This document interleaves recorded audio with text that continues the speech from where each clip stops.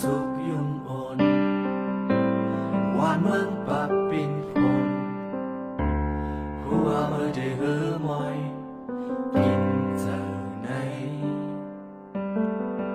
เมื่อเฮาเศร้าก็ดีตึกมีต่างไม่เจอ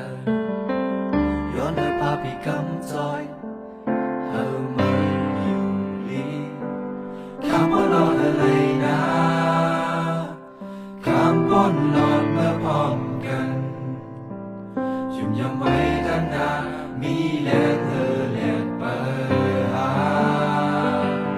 กันเดินไปจะแค่หน้ากันอดเจอไว้เฮอนิ่มอำว่าลองพบหายสังกอที่มีวันสุดท้ายเลยอยู่วันหนึ่ง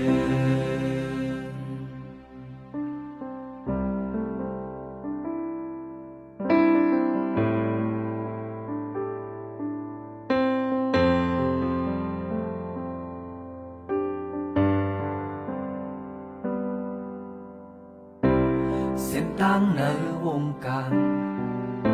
พยานลักมันกาหือพอตึกมีสายเยอะหักพอจูเด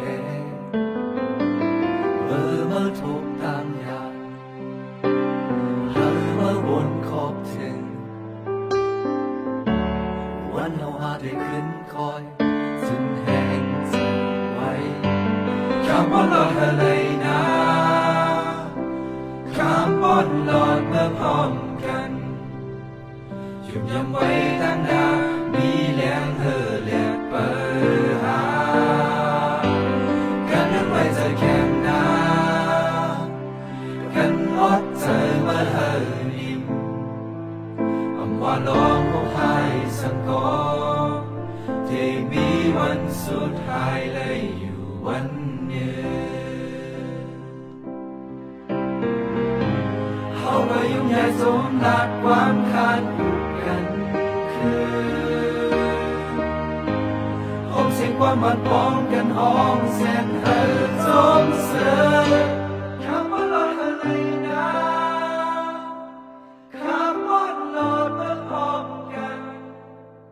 คำว่าหลอดผู้ให้สังกอ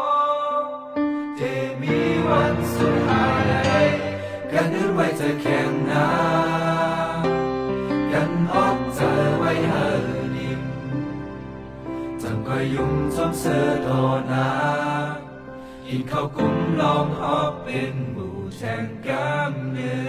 ด